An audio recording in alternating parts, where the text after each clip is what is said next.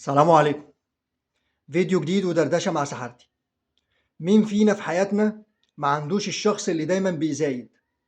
أكتر ناس بنشتكي منهم في حياتنا أهل المزايدة. حابب أوجه لهم بس مثل صغير ونتكلم فيه مع بعض. بس مين الأول أهل المزايدة؟ الراجل أو الشخص أو أيا كان اللي أنت بتيجي تتكلم معاه، سواء معرفة أو صاحبك أو أخوك، وتيجي مثلا تشتكي له مثلا إن أنت تعبان، يقول لك أنا تعبان أكتر منك.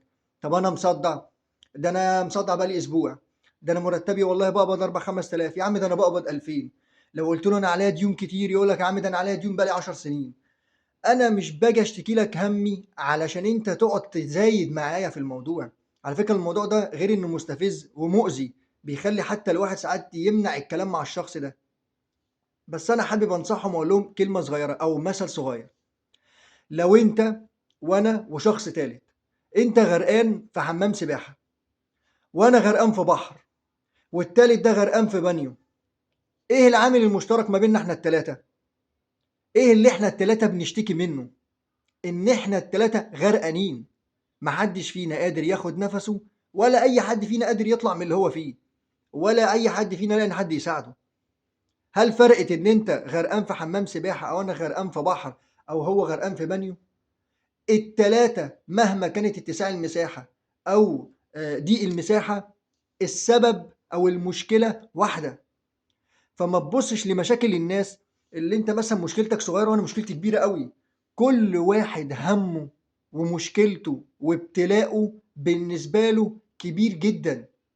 ما تقعدش تقارن بإن أنا أكتر، ما تخشش مزايدة معاه. يا تساعده في مشكلته، ولو مش قادر تساعده خليك مستمع جيد، عشان تبقى أخ أو صاحب أو قريب، تكون ليك فايدة في حياة الشخص ده ومؤثر فيها حتى بأقل حاجة، اللي أنت تكون مستمع. هو مش جاي يحكي لك إلا عشان عشمان فيك، بيفضفض معاك.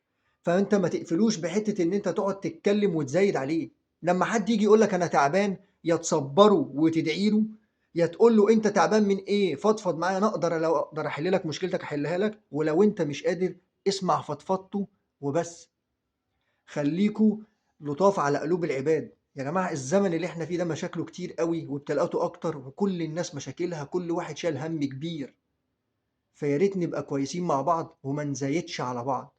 ودايما زي ما بقول، فلتقل خيرا أو لتصمت. سلام.